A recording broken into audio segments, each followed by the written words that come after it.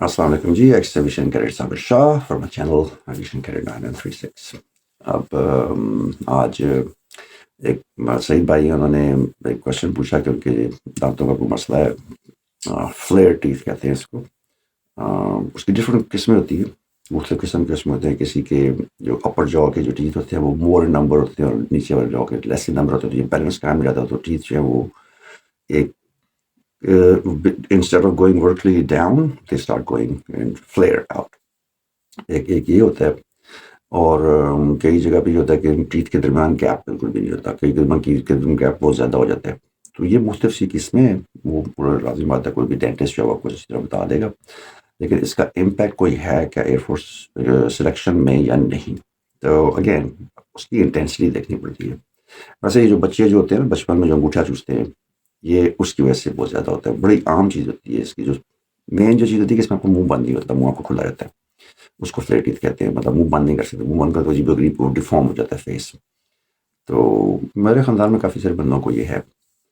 تو میرے کورس میں کو بھی تھا، چھوٹے لیول پہ تھا، اس کا ایک دانت تھوڑا وہ تھا، اس کا وہ ایک دو دانت کا مسئلہ تھا۔ تو اس نے سیرامک جو ٹیتھ ہوتا ہے، ٹیتھ لائک اسٹرکچر ہوتا ہے، وہ اس کے اوپر لگایا ہوتا تھا۔ تو اس کی وجہ سے جو ہے وہ اس کا منہ بند ہو جاتا تھا، اور اتنی خوب بڑا وہ نہیں تھا۔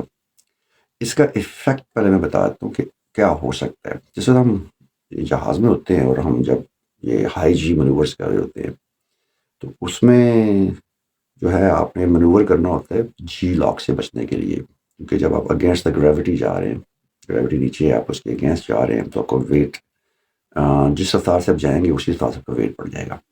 9.8 میٹر پر سیکنڈ اسکوائر جو گریوٹی کی اسپیڈ ہے، تو اس کی اوے اگر آپ جائیں گے تو آپ کو کم از کم ایک جی پل کرنی پڑے گی۔ اس سے بھی وہ اوپر جاتے ہیں، فاسٹر جاتے ہیں، تو 2 چیز ہو گئی، 3 چیز، 4 چیز۔ میکسیمم ہیومن باڈی جو ہے وہ وداؤٹ جی سوٹ 6 چیز تک سسٹین کر سکتی ہے فور فیو سیکنڈس۔ اس کے بعد پھر یہ ہوتا ہے کہ کیونکہ آپ کا خون جو ہے وہ نیچے ہی رک جاتا ہے، اور باڈی آپ کی جلدی کوئکلی موو کر، جہاز جلدی کوئکلی موو کر جاتا ہے۔ تو خون جو ہے وہ گریوٹی کے حساب سے جا رہا ہے، جسم آپ کو موو ہو گیا اسپیڈ کے ساتھ، تو اس لیے آپ کے دماغ میں سے خون نکل جاتا ہے، بیکاز بلڈ اسٹیز دیر۔ تو ہم اس کا جو منور کرتے ہیں، اس میں پھر ہم جو ہے نا وہ باہر کی طرف نکالتے ہیں۔ سانس تو نہیں آپ کہہ سکتے، لیکن زور لگاتے ہیں۔ جس طرح باتھ روم قبض ہوئی ہو تو پتہ ہے کانسٹیپیشن میں کیا کرتے ہیں، سیم وہی منور ہوتا ہے، یا آپ یوں کرتے ہیں۔ تو اس میں دانت جو ہے وہ بڑا کاؤنٹ کرتے ہیں، کیونکہ دانت کا پریشر وہ بھی آپ نے رکھنا ہوتا ہے کہ دانوں اگر وہ الائن نہیں ہے دونوں دانت، تو اپر جاؤ اور لوور جاؤ، تو آپ اس پریشر کو اس حساب سے مینٹین نہیں کر سکتے۔ کئی دفعہ بچوں کی، لوگوں کی زبان دانتوں کے بیچ میں آتی ہے، اور زبان اگر کٹ جائے تو اس میں چھوڑا کٹ لگ جائے، درد سے سمجھ، لیکن زبان کٹ جائے تو بندہ مر سکتا ہے، کیونکہ پرانے زمانے یہ اس کا پرابلم ہوتا ہے۔ تو اس میں اگر بہت ہی کوئی ڈیفارم قسم کی شیپ ہے، مطلب کوئی ایک دانت ادھر جا رہا ہے، ایک ادھر جا رہا ہے، ایک ادھر جا رہا ہے، ایک ادھر جا رہا ہے، تو then you student be flying the aircraft, کیونکہ پھر آپ کو ویسے ہی جو پرابلم ہوگا۔ پھر آپ آکسیجن ماسک کیسے فٹ کریں گے، تو بہت ساری چیزیں ہوتی ہیں۔ تو یہ اس کی جو آفٹر افیکٹس ہیں۔ اچھا، اب آ جائیں اس کا، کیا اس کا کوئی افیکٹ پڑتا ہے میڈیکل پہ؟ نہیں، اس کو ایک وہ کوئی پرماننٹ وہ نہیں کہا جاتا کہ اس پہ آپ کو جو ہے نا وہ نکال دیں گے فوراً ہی، نہیں، اس میں آپ کو ٹائم دیا جاتا ہے۔ اگر کوئی ایسی ڈیٹیکشن ہو بھی جائے، جیسے میرے کورس میٹ کی ہوئی تھی، انہوں نے جو اس کو وہ ڈینٹسٹ پر جب گیا تھا تو انہوں نے کہا تھا بھی صرف آپ کو جو ہے نا وہ 2 ایکسٹرا نکلی ٹوتھ لگانے پڑیں گے، اس کی کورنگ ہوتی ہے۔ ایک تو وہ ہوتا ہے، اس کا دوسرا ہوتا ہے کہ برشز لگاتے ہیں۔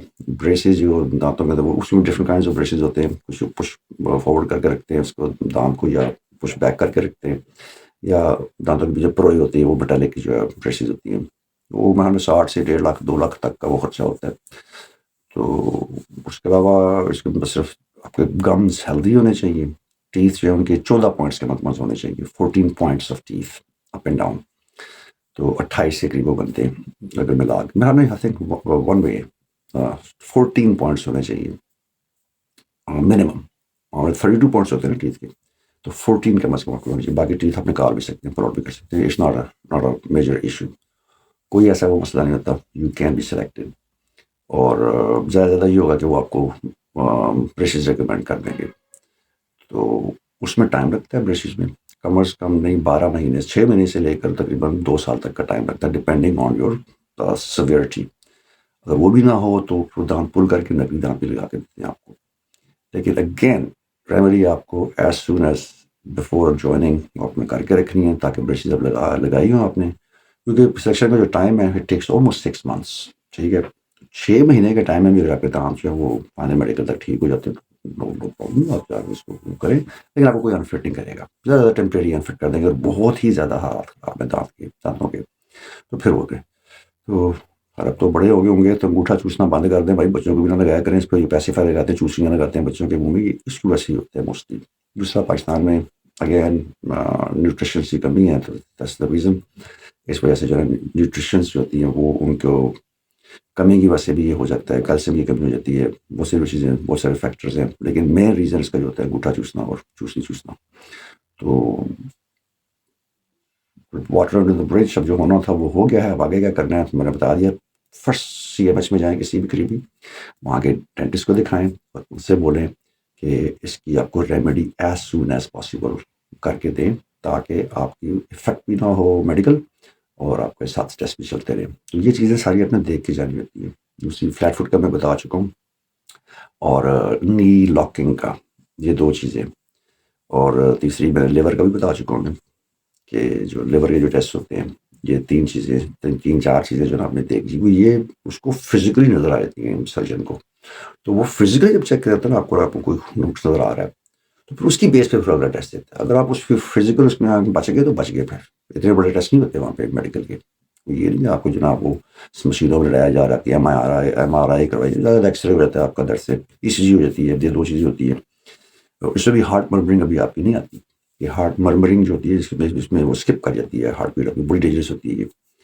تو یہ والا ٹیسٹ سب پہلے کروا کے جائیں اچھی طرح کلیئر ہو کے، تو اس کے بعد پھر جناب کا اپلائی کریں. So that's all for today. Join Pakistan air force دنیا کا بہترین پروفیشن ہے جناب. اللہ حافظ. پاکستان زندہ باد. PAF پائندہ باد.